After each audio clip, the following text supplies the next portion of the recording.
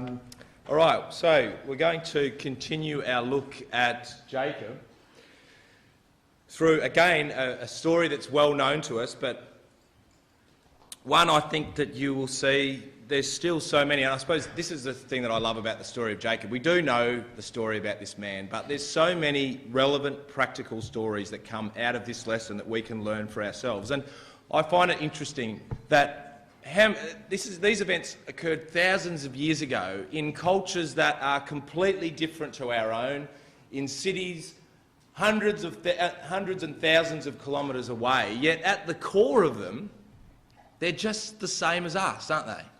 And they're facing just the same decisions and family problems and relationship problems that we are facing here in 2018. And isn't that beautiful, the way God writes the record in that way, that it remains just as relevant now as it did then. Now, tonight we're going to be looking at Syrian life, and we talked about last night how this is one of the major themes of Jacob's life. He's going to have to purge the Syrian from his life. And we looked at Syria as being really a type of the world and all the aspirations of the world and the characteristics of the world. And this man would have to learn to purge those from his life. And in this study tonight, Jacob will come face to face with Syria. And he'll have to make some choices about which way and which direction he will go in life. And we'll all face those same decisions about the direction in which our life will ultimately lead. And so therefore, of course, there's some powerful lessons for all of us in this story. Now, we left Jacob this afternoon running away from his brother Esau, who was determined to take his life. And so he would have left scared, wouldn't he? And he would have left, as we said, thinking, what has life got for me now? I'd mapped out where I thought life was going to go. And now life has moved in a completely different direction.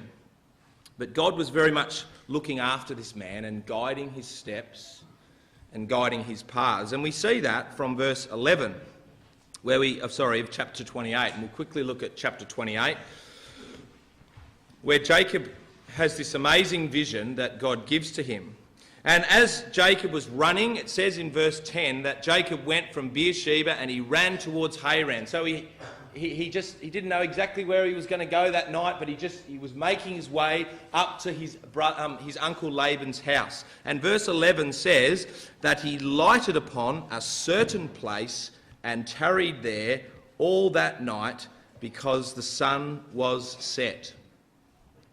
Now the record in that verse mentions this certain place 3 times.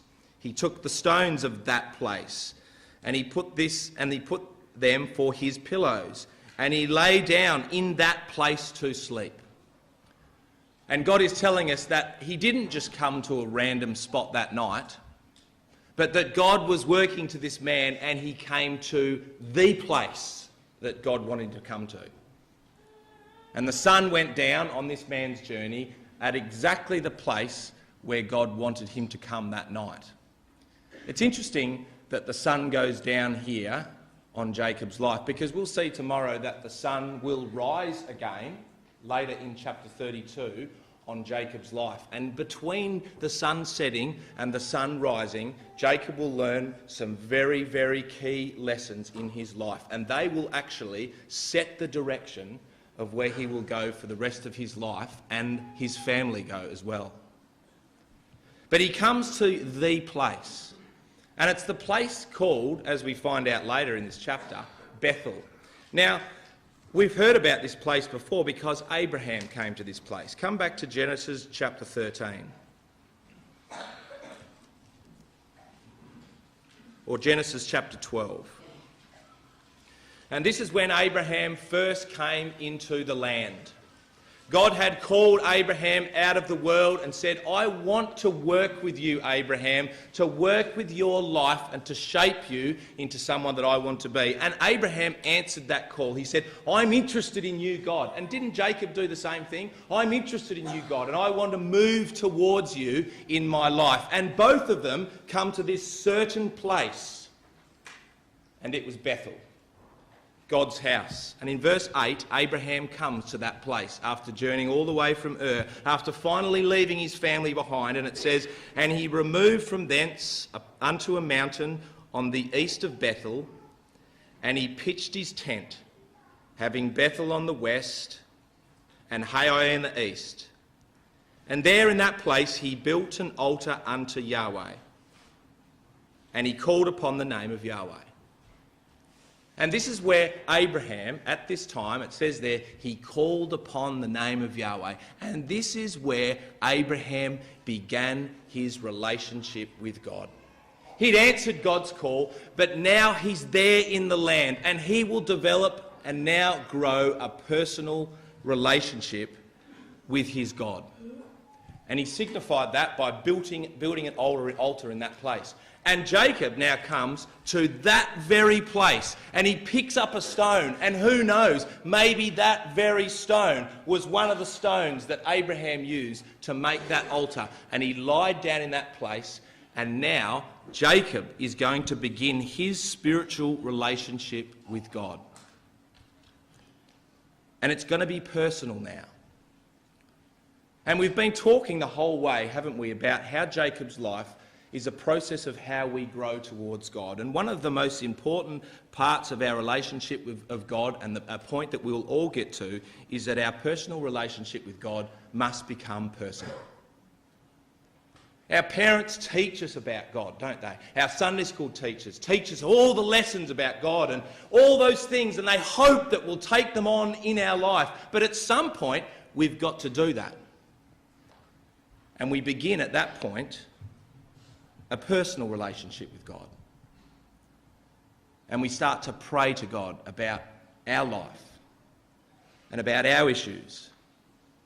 And we begin over the course of our life to develop and become closer to our God. And this is what Jacob does here. Now, God, at the start of this relationship, comes to Jacob and he assures him of some things. And we know this story so well, but perhaps we can just become blasé about what its meaning is. Verse 12 of Genesis chapter 28.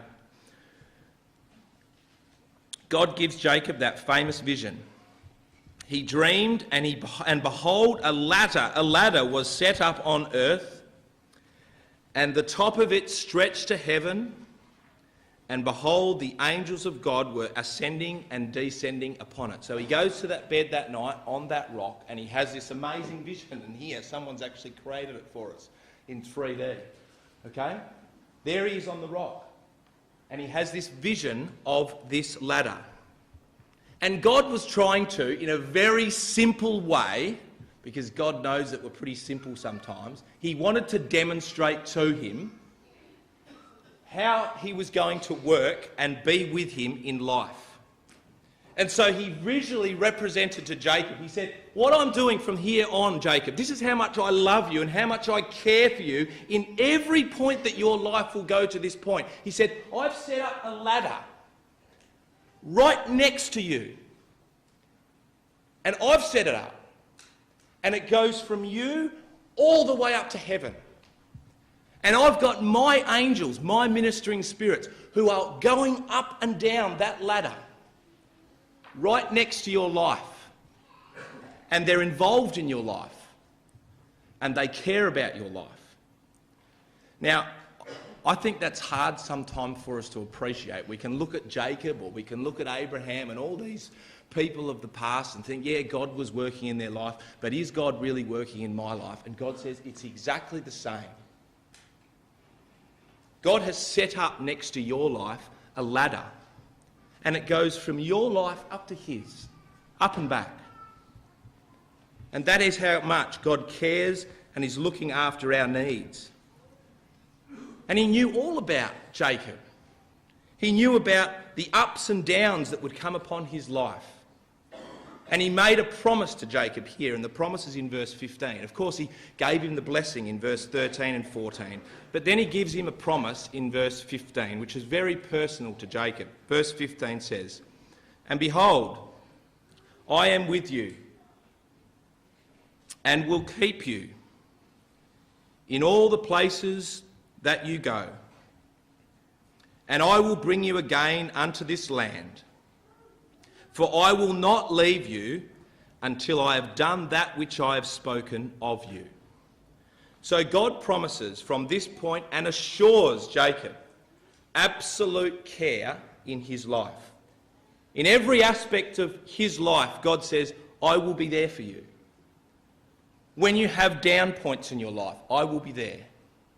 When you have great joy in your life, I will be there. And you don't have to worry, because I'll always be there to guide you and to bring you. And God says, I'm not just in it for like a week or 2 weeks. He says, until I have done that which I have spoken of you. So God was in it for the long haul in Jacob's life, and he's in it for the long haul in our own life. He is there to guide us and direct us right back, or right to the point where he wants us to. And he assured Jacob of this, and he assures us of this as well in our own lives. Now, once Jacob is given this promise, he makes a vow to God, and he does that in verse 20. After seeing what God had promised him, he says in verse 20, and Jacob vowed a vow, saying, if God will be with me and will keep me in the way that I go, and will give me bread to eat and raiment to put on, so that I come again to my father's house in peace, then shall Yahweh be my God. So Jacob looks at everything that God has promised him and says, if this is what God has promised me, then God is going to be my God. Now, sometimes it can read as though what Jacob is saying there is he's making a bargain with God, and he's saying, okay, God, you've promised me that you're going to work with me in my life, and you're going to be bringing me from this stage all the way through and bringing me to this point in my life. Well, if you say that you're going to do that, if you can prove that to me, then you'll be my God. But I don't think Jacob is doing that. I think Jacob is taking what God has said on face value and saying, if that's the kind of God that you're going to be, if you're going to be a God that looks after me and guides me through my life, then you are going to be my God, and I'm going to commit my way to you. So at this point, as he sets out to his new life in Syria, Jacob commits his life to God. And it's almost like chapter 28 is Jacob's baptism. He commits his way to God, and God says, I will be with you and I will take you, even though your life might go through ups and downs. I am going to bring you to where I want you to. I will assure you of that. And that's what God says to Jacob. And now he embarks upon this new life that he'll embark on in Syria. So verse 1 of chapter 29. And Jacob went on his journey, and he came to the land of the people of the east. And he looked, and behold, there was a well in the field, and there were 3 flocks of sheep. There was 3 flocks of sheep lying by it, for out of that well they watered the flocks, and a great stone was upon the well's mouth. So this man leaves that dream behind, and he keeps running and running the next day, and eventually he comes to this well, and it's in the land of Haran. And he sees these people around these well, all these shepherds, and we get a picture here of the kind of man that Jacob was, all right? We looked at the first study how sometimes he's just depicted as a plain man, a bit of a boring man, but Jacob wasn't like that at all. He's a confident man, and he comes across really confident and self-assured when he comes to Laban's household in Syria. Look what he does in verse 5. When he comes across these shepherds that are at the well, he says, and he said unto them, do you know Laban, the son of Nahor? And they said, yeah, okay, we know him. And he then says in verse 6, and he said unto them, is he well? And they said, he is well, and behold, Rachel, his daughter, is coming with the sheep. And then Jacob says this in verse 7, and he said, lo, it is yet high day, neither is it time for that the cattle should be gathered together. Water the sheep and go and feed them. So Jacob arrived, he's been here for 5 minutes, he's seen these shepherds around the well, and already he's telling them completely what to do. He says, what are you guys doing? Like, it's not the time for... You should be feeding your sheep, watering your sheep at the well, and then getting out to pasture as quick as possible. So he tells these people what they should be doing. And he's been there for 5 minutes. And this is the type of man that Jacob was at this point. He's confident in himself. He's self-assured. He knows what he wants. He's been a shepherd down with his father's house, and now he's going to assert that upon the new house of Laban. Now, why he's speaking to these shepherds, verse 9 goes on to say, and while he spake with them, Rachel came with her father's sheep, for she kept them. So he's talking to these shepherds and then around the well, and Rachel walks past with her sheep. And the record writes as if he's talking to the shepherds, and as soon as he saw Rachel, he just completely lost interest in what the shepherds had to say, and he was just transfixed by this beautiful woman, Rachel. He couldn't believe the beauty of this woman. While he was still speaking to them, he's transfixed by this woman, Rachel. And verse 10 goes on to say that he suddenly becomes motivated after seeing this woman. It says, and it came to pass when Jacob saw Rachel, the daughter of Laban, his mother's brother, and the sheep of Laban, his mother's brother, that Jacob went near and rolled the stone from the well's mouth, and he watered the flock of Laban, his mother's brother. So as soon as he saw this beautiful girl, suddenly he gets all this energy and he runs across to that well and he rolls that stone over and he gets all the water for all of the shepherds and all of the sheep that were there. It reminds me of like when we used to go to Hebron and you'd have all the young people there and then someone would bring out a football, okay? And it was like in that main sort of area where everyone is. And as soon as that football came out, all the boys suddenly were straight out onto that flat and they were just trying to do the most amazing moves to impress the girls, right? That's what it was like here for Laban. And people have always, I suppose people throughout history, men have always done that. I remember Josh. Where is Josh? There he is, right there. He used to have interesting techniques. I remember he used to have a unicycle, right? Everyone else would be out kicking the football and then Josh would come out with a unicycle, right, riding around. And it was very successful, mind you, very successful method. Extremely successful. Right? But men have had their methods, haven't they? And it's about impressing the women. And this is what Jacob did. He comes out of this well and he rolls the stone away.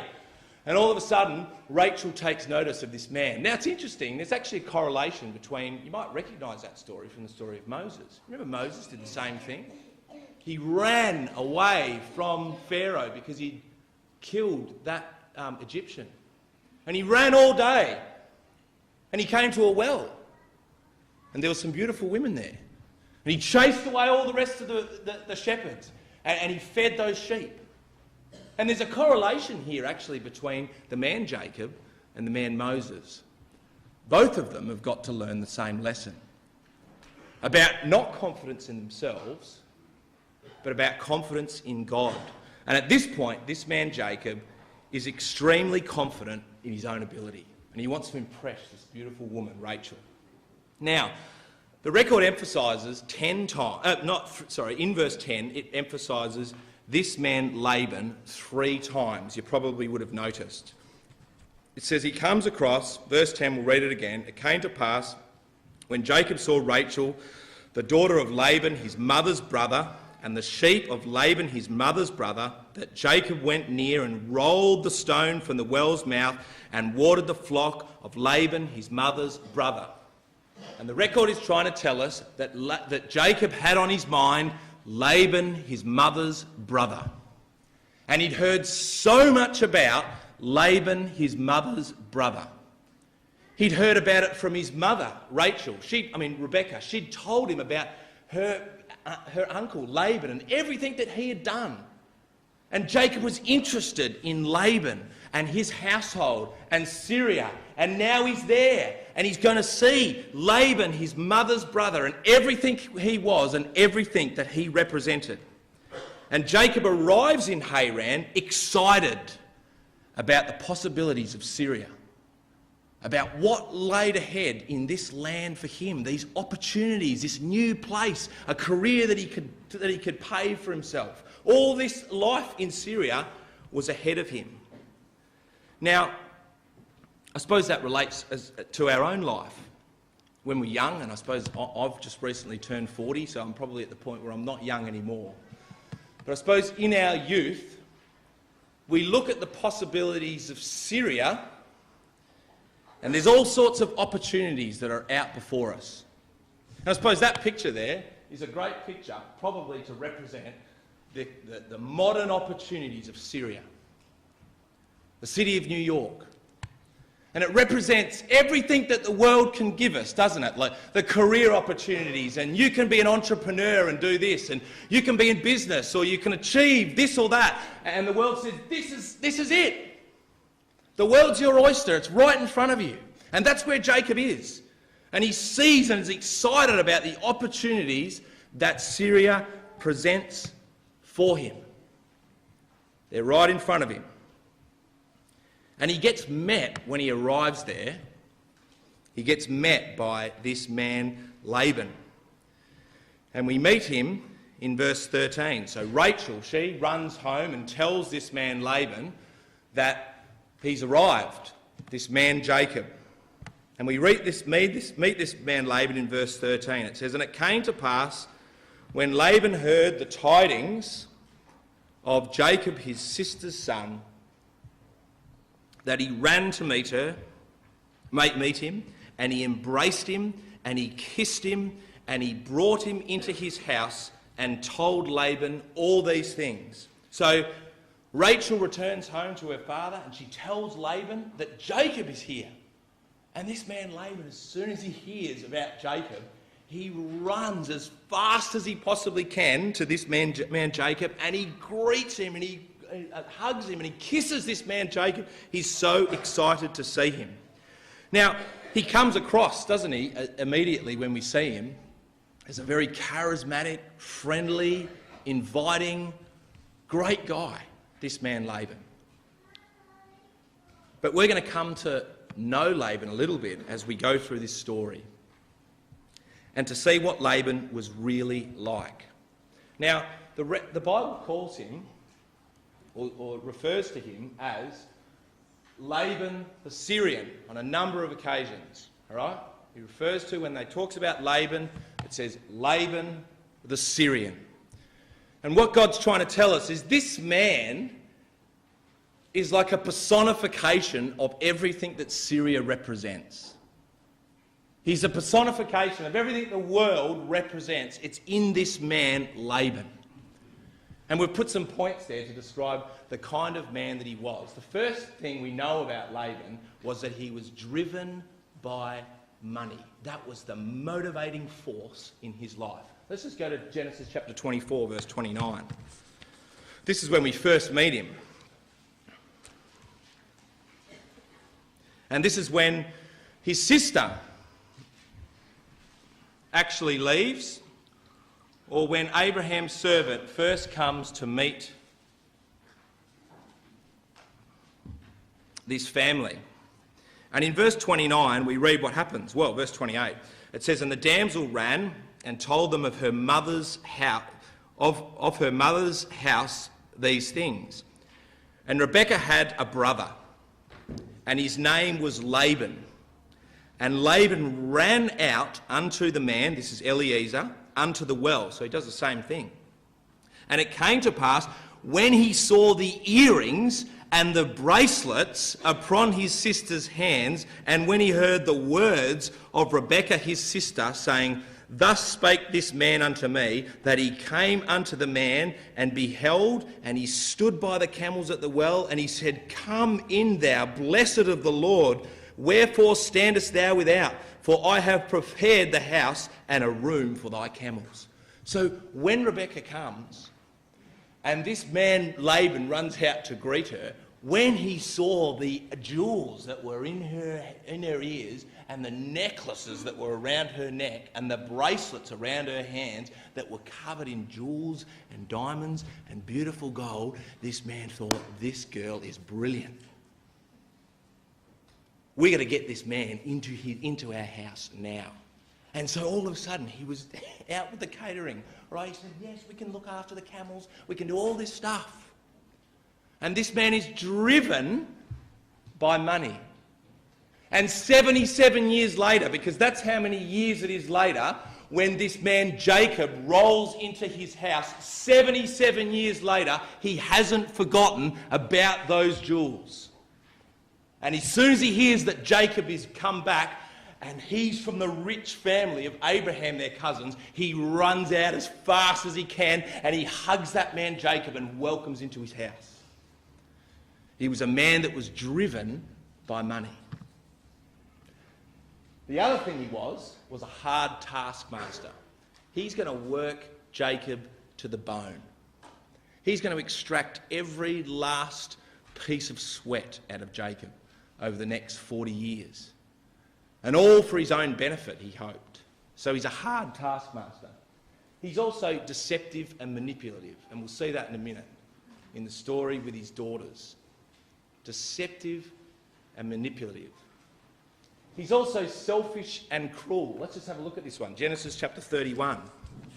This is what he does against his own daughters.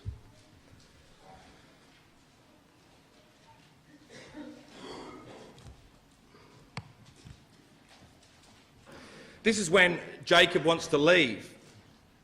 He wants to get out of Laban's household, and he's telling his wives what Laban's like. And Laban's two daughters reply, and they say to Jacob, and this is about their own father, verse 14 and 15. And Jacob and Leah answered and said unto him, is there yet any portion or inheritance for us in our father's house? Are we not counted of him strangers? For he has sold us and has quite devoured also all our money. So Laban's the kind of man, he's so selfish that even his own daughter's inheritance, he somehow works out a way where he can have it for himself. He's selfish and cruel, even to his own family, because all he cares about, ultimately, is himself. That's our man Laban. He's also an idolater. We know that because he chases after Jacob and accuses him of taking his idols. And he's angry and violent when things don't go his way. So he appears all beautiful to Jacob. He's all friendly, welcoming in the house. But when things turn against Laban, he's prepared to go and kill Jacob. And he gets angry and he gets violent. And God says, that's, in a nutshell, what Syria is like. Laban the Syrian. And maybe you've experienced, maybe it's not to the extremity of some of the things of Laban, but maybe you've experienced that sentiment in some of the dealings you've had in your life, in work, or in business, or at school, or at different places that you've come across. I know in my own life I've seen similar things and similar traits. And that's what Laban's like. And he greets Jacob with a real hearty kiss and hug. And look what he says to Jacob. Let's go back to chapter 29.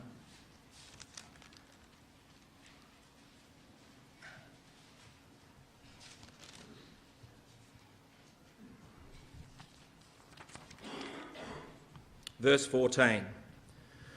Once he's cuddled Jacob, he says to him, and Laban said to him, surely thou art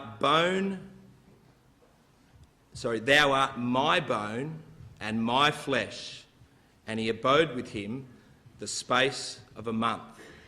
So he hugged this man Jacob, and he said to him, he looked into his eyes and he said, surely, Jacob, you are bone of my bone and flesh of my flesh. Now, the Hebrew for that expression is, surely, Jacob, you are the self-same person as me. You're just like me, Jacob. And I welcome you into my house. And I'm going to turn you to be just like me because we're cousins, we're brothers. And you're just the same as me. And Jacob would see himself in Laban. It would highlight to Jacob, when he looked at Laban and some of the things that happened to him with Laban in his life, it would highlight to Jacob himself some of his own darker characteristics of his life. And he would have to make a choice, Jacob, whether he would become like Laban or whether he would choose to become something different. Because Jacob certainly had the possibility of turning out exactly the same as his uncle Laban. And it said there he abode there about the space of a month. Now, his mother was wise, wasn't she? When she was asked, just stay here for a week with us, she said, I'll leave tomorrow. And she left with the servant of Abraham, and she went and she joined her husband Isaac. But Jacob stayed a month. And that month turned into 7 years, and then another 7 years, and then eventually 40 years in the service of that man Laban. Such was the hard taskmastership of that man Laban. So Jacob joins with Laban, and verse 15 says, and Laban said unto Jacob, because thou art my brother, shouldest thou therefore not serve me for naught? Tell me what your wages should be. What should I pay you, Jacob, for you to serve with me in my house? Now, Jacob had already noticed that Laban had a beautiful daughter. And now he notices both daughters, and they're introduced to us in verse 16. And both of these women catch Jacob's eye. And Laban had 2 daughters. The name of the elder was Leah, and the name of the younger was Rachel. And it's interesting that elder and younger are used as expressions in that verse, aren't they? Because they're the same expressions used of Isaac and Jacob. I mean, Esau and Jacob. The older and younger. And here we have another family where there's 2 daughters this time, not 2 sons. And there's an older and there's a younger. And they're both, just like Jacob and Esau, they're both very different people. And we're told what different people they are in verse 17. Leah was tender-eyed. Another translation has it that she was delicate of eye. And I don't think that that means that she was unattractive. But I think that that means that her attractiveness was in her eyes and spoke of a depth of character that was the beauty of this woman. That's what shined out about Leah. She had a beautiful depth of character. And she turns out to be the spiritual one of those 2 women. And she stands in contrast to her sister, who we're told Rachel was beautiful and well favoured. Another translation, the ESV, says she was beautiful in form and in appearance. So she had an amazing face and a beautiful body. She had absolutely everything. She was gorgeous. And Jacob is drawn to Rachel. Verse 18. And Jacob loved Rachel. And in doing so, he made the same mistake as his dad, didn't he? He fell into the same mistake as his dad. He saw Rachel and the outward appearance and the beauty and the form, and she was really cute and gorgeous and beautiful, and that's all he saw. And he completely ignored Leah. And that's what his dad had done. And he loved Rachel because of those fleshly things that were attractive about her. He loved her. And so beautiful was she that he, without even thinking, in verse 18, it says, I will serve you 7 years for Rachel. Doesn't even think, like just says, I don't care how much it is, 7 years I'll serve you. She's so beautiful. Now, Laban just couldn't believe his luck, right? Because he was a man that liked to strike a good deal.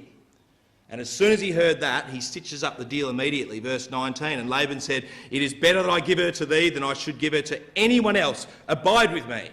And she came into the house, and he served in Laban's house for 7 years for this woman, Rachel. And verse 20 says that those years to Jacob were like nothing because of the love he had for that woman. Now, it wasn't because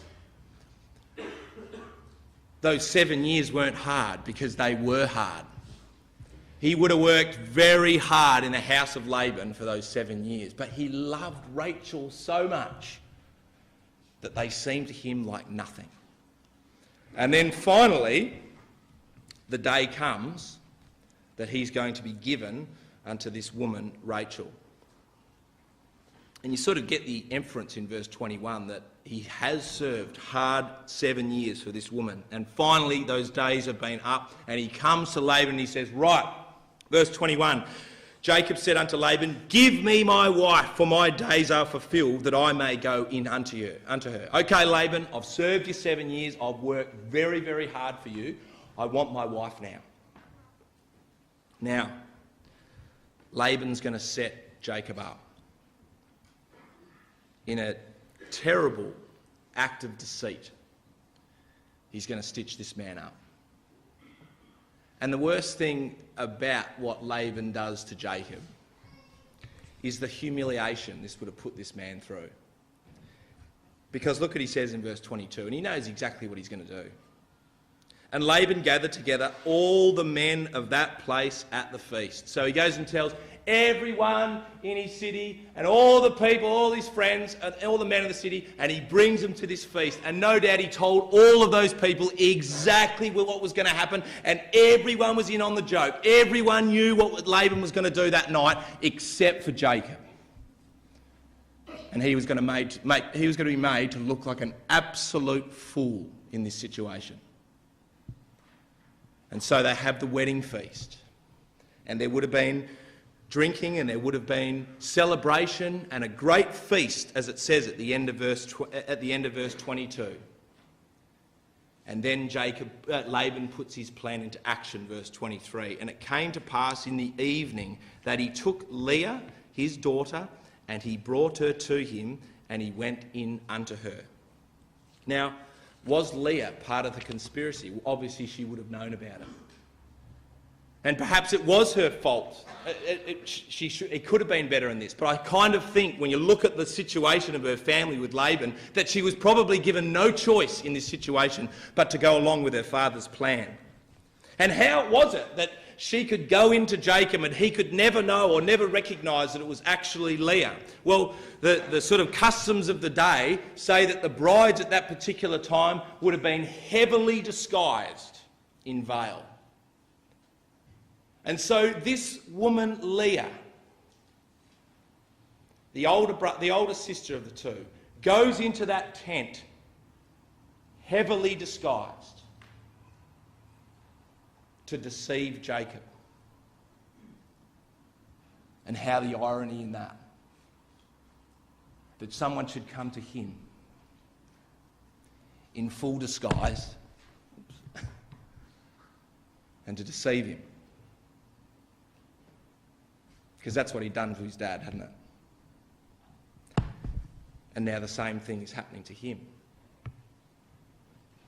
And so Leah goes in unto him. And the next morning, Jacob wakes. And he's absolutely filthy, as you would be.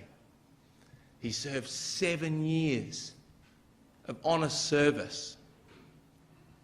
And he's been completely ripped off. And he's humiliated as well, isn't he? Verse 25, and it came to pass that in the morning, behold, it was Leah. And he said to Laban, he would have stormed out of that tent, wouldn't he? He would have marched straight up to Laban. And he points his finger at him and he says, "What is this that thou hast done unto me? Did I not serve you for Rachel? I've been honest. Wherefore have you beguiled me?" Completely humiliated, and probably all the other men were there, probably laughing at what had happened. And Laban then says this, And these would have been cutting words for Jacob. Verse 26. And Laban said, "It must not be so done in our country to give the younger before the firstborn." And isn't that what Jacob had done in his country? He'd deceived his father, and by that deception, he had been blessed as the younger above the older. And it's just so specifically written there that I think Laban must have known. And somehow the story got out. He's been there for 7 years. And somehow the story came from the other family down south.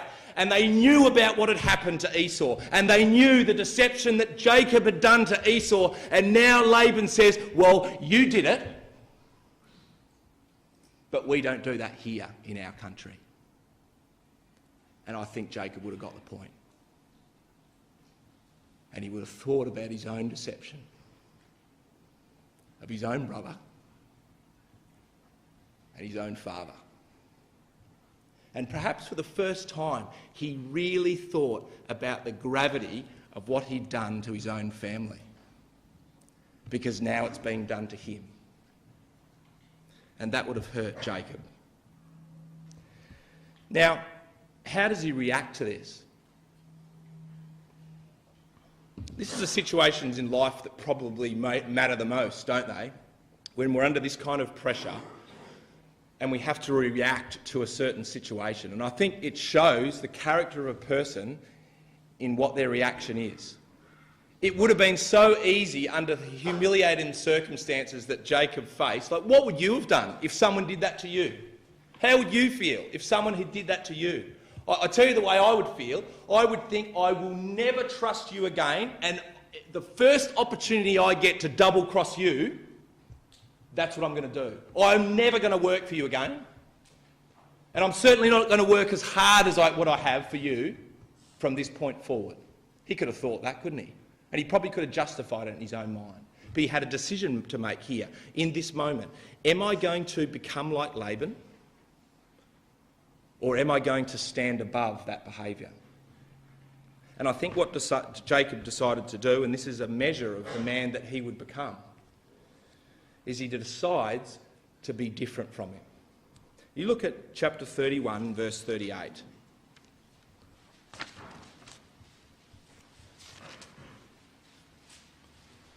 When he talks to Laban when he's finally leaving him, he says to Laban in verse 38, 20 years have I been with you, and this is the kind of honest service I made.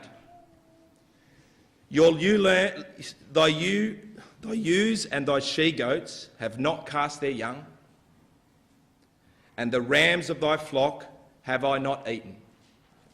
I was honest, Laban. That which was torn of beasts I brought not unto thee. I bear the loss of it myself. And my hand didst thou require it, whether stolen by day or stolen by night. And I think Jacob made a determination in his mind after what happened to him in that deceit, when he realised the deceptive ways that he had treated his own brother and his own father, that I'm going to be different from that now. And from this point on, in his service with Laban, as he had for the previous 7 years, he's honest. He's righteous. And behind Laban's back even, when he could have, he was miles away from the house and he's with those ewe lambs and he's all by himself, and he could have done whatever he wanted with Laban's stuff. He was honest. And he made a decision. I don't want to be like that. I could see what I was like. And I can see in that man Laban what I was turning into. And I don't want to be like that anymore. It's easy, isn't it, brothers and sisters, to get sucked into the ways of Syria and to become like them and to be ruthless and to be dishonest just to get what they're trying to get as well. And that's one of the decisions that we will have to make in life as we grow, and particularly probably as we, perfectly relatable in our careers and what we want to try and attain for and strive for. We'll have to make those decisions. Do I want to become absolutely ruthless like this man Laban and go and get what I want at all other costs? Or do I want to at some point say, that's not what I want for me and my family? And I think Jacob starts to make those decisions in his life at this point. Now, Laban then presents him with another offer, and this sort of reveals to him in verse 27 what he was really trying to do in this whole deceptive stitch-up. He'd realised how much of a great worker Jacob was, and he wanted to keep this man Jacob on for as much as possible. And so he's got him in his trap now. Verse 27, he says, okay, Jacob, I get that you're angry. This is my deal for you. Fulfill her week, and we will give you also for the service which thou shalt serve with me yet another 7 years. Just give me another 7 years, Jacob, and you can have Rachel as well. And I'll give it to you now. But I need your service for another 7 years. And that's what Laban was after. He was after the service of this man Jacob. Now, Jacob, I suppose, at this point had a choice to make, didn't he? Just like Isaac had the choice to make. Remember, Isaac was put in the position where he needed to make the choice. And God had shown him what that choice should be. And he could have chosen to just give it to Esau anyway, or to give the blessing to Jacob. And Jacob's now got that same choice. He's seen now that God has worked in his life, and he has given to him the wife Leah and not Rachel. And he could decide at this point what he wants to do. He would have been far better to take Leah and recognise that she was the wife that God had given to her because she was the spiritual one. To take her and to say, no thank you, Laban, and return to his father's house. He would have been far better to do that. And he would have agonised over that choice. But in the end, he comes to Laban and he says, I want Rachel. I want Rachel. And Laban says, you can have her. And he secured another 7-year contract with that woman. And it goes on to tell us about the relationships of these two women. Jacob did so. And then in verse 30 it says, and he went in also unto Rachel. So he gives her the wife that he wanted so desperately. And he loved also Rachel more than Leah. And he served with him 7 other years. So he takes that woman Rachel into his house. And he loved that woman Rachel. And the record says he loved her more than Leah.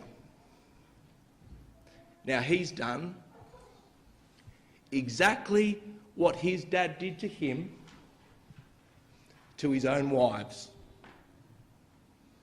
We talked about that last night, didn't we? About how much that would have hurt Jacob when he saw his dad, who loved his brother, and for everything he had and all the physical prowess that he had, he loved him, and Jacob would have hated that he showed favouritism to Esau and not to him. And he goes and does the exact same thing to Leah. And Leah was like him, wasn't she?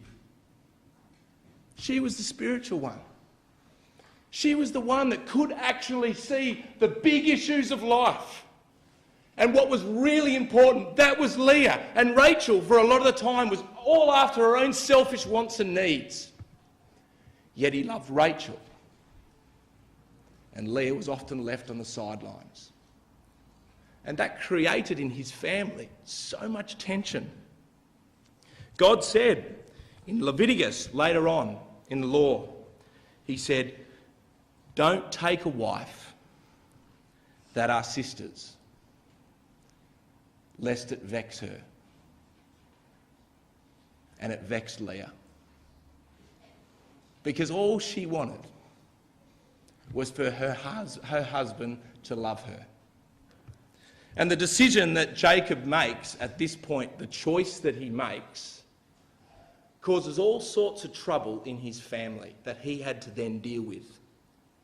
There was envying and jealousy. Look at verse 1 of chapter 30, and it says, "And when Rachel saw that she bare Jacob no children, Jacob envied her sister and said unto Jacob, Give me children or I die." So there was this tension that immediately started in the household between these two wives. And there's Jacob right in the meat between the sandwich, all because of the choice that he'd made. And he was having to then try and balance it out and contend with all the stuff that's going on and the fighting and the infighting that was happening. There were family issues and infighting between the families. And they used their children, when the children were born, as weapons, against the other one. And that's often depicted in the names that they give them to the children. Dan, for example, is judging, was named Judge, because it's like God's judged you for what you've done to me. Or Levi was about being joined to Jacob. And Naphtali means wrestlings, because Rachel said, God has seen the wrestlings that I've had with my sister and he's delivered them, right? So they use the naming of the children to actually fight as a weapon against their sister. And all this was happening in the family of Jacob. Now, I remember a situation in my own life where this, not that happened to me, but happened to someone I know that almost maps out this exactly, where names were used as weapons, and it just destroyed the family or made living in that family incredibly hard. And it happened to my first boss that I ever had. This is going back 20 years ago, early 2000s, late 90s. And this boss, who I got on really well with, he's probably 10 years older than me. He came into the office one day and he looked really stressed, and he was like a really easygoing guy, and he was really stressed. And I said to him, what's happened? What's wrong? He's like, "Oh, you're not going to be able to believe what's happened in my family. It's just ripping us apart." I was like, "Oh my goodness, what's happened?" And he said, "Well, it's a long story, and it's an unbelievable story."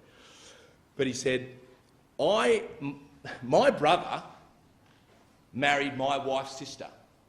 So it's two brothers who both married sisters, to women that were sisters. And he said, over the course of time, of course, what happened was one of them became pregnant.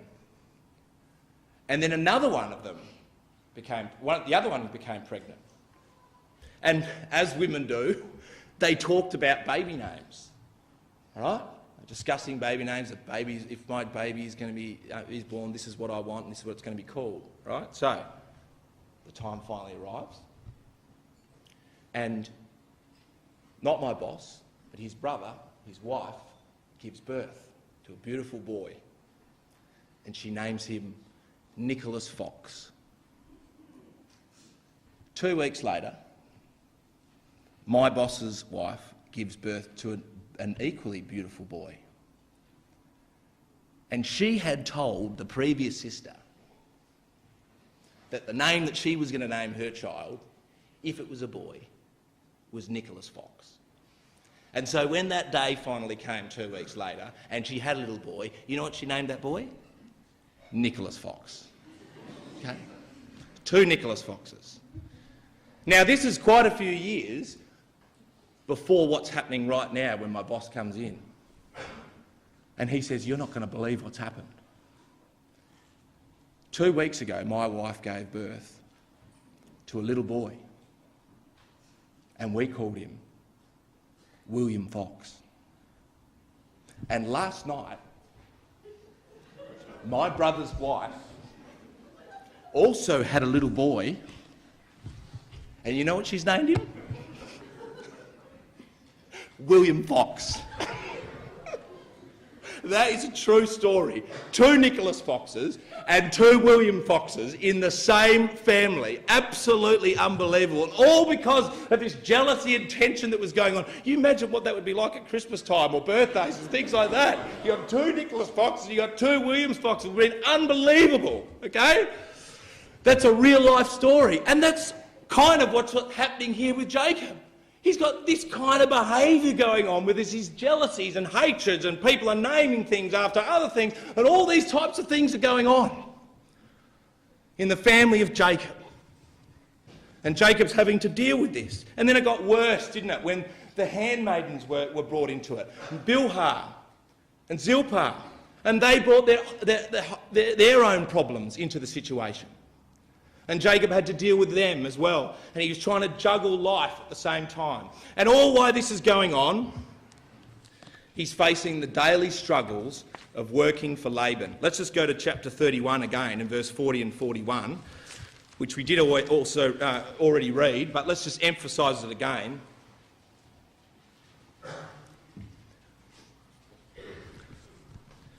Verse 40 and 41 of Genesis chapter 31. This is the life that Jacob is leading.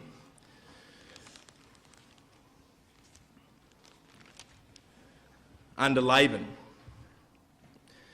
And I was in the day, the drought consumed me. So this is life working for Laban. And frost by night. And my sleep departed from my eyes. So he was working all while this is going on at home. He's out there slogging his guts out, working so many long hours for this man. He's up early in the morning, and sometimes he doesn't even come home because he's looking after Laban's flock. He's out there in the field, working day in, day out for this deceptive boss. And verse 41, this is how his boss treats him. And thus I have been 20 years in your house, and I served thee 14 years for 2 daughters and 6 years for thy cattle, and thou hast changed my wages 10 times. So you've extracted me. And I guarantee the 10 times that he talks about his wages were changed were not like they were going up. Okay? 10 times you reviewed my package and you said, we've got to bring it down a little bit, Jacob. And Laban's extracting out of this man, Jacob, everything he possibly can. And that's the life that Jacob is leading in Syria. And after 35 years, Jacob starts to reflect upon that life. And he thinks about how he came to Syria and the opportunities that Syria presented to him and all the great things that he was going to do and it was going to give to him. And now he sees the reality of what Syria really was. And he sees trouble, and he sees vexation, and he sees problems. And perhaps he even thought similar to what Solomon did in Ecclesiastes chapter 2 and verse 22 to 23. What has a man from all the toil and striving of heart with which he toils beneath the sun? For all his days are full of sorrow, and his work is a vexation. Even in the night, his heart does not rest. This is also vanity. And I can imagine Jacob thinking similar thoughts to those as he thought about now life in Syria and the hardness of that life and the realities of life in Syria. And I think for myself, the older I get, I feel those sentiments. Because life in Syria at times is hard. With trying to raise a family, with working like this world wants us to work these days, hours after hour to keep up with the expectation of what this world wants us to have and be like, it becomes harder and harder and harder. And that man started to feel that way. He started to feel that way about life in Syria. Now, the point of that verse and the whole of Ecclesiastes really is, and when Solomon was reflecting upon it, was that's how life in Syria feels when you don't have God.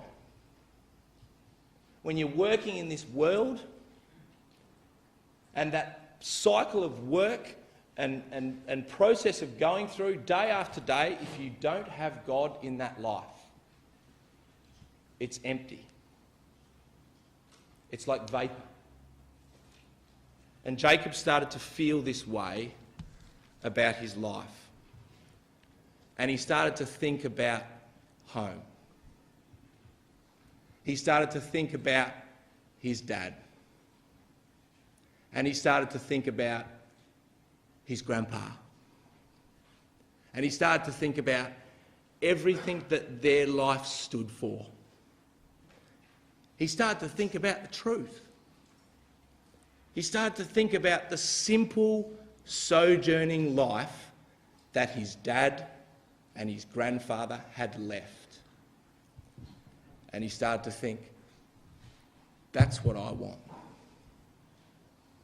That's the way I want to live. Look what Jacob says in chapter 30 and verse 25 and 26.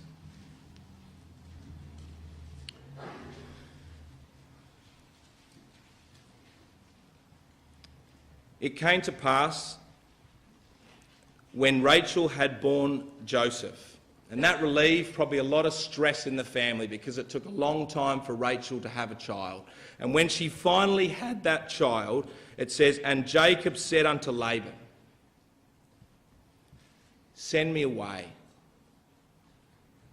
that I may go to my own place and to my country. Jacob reaches the point here, doesn't he, where he looks at Syria and everything that Syria has to offer and the hard-paced lifestyle that that life gives. And he says, I don't want it. I'm sick of it. I don't want that life. I don't want to be like Laban. I don't be working to the bone, all for nothing. I don't want that life. I want to go to my country. I want to go to my place. I want to go to that simple life of sojourning.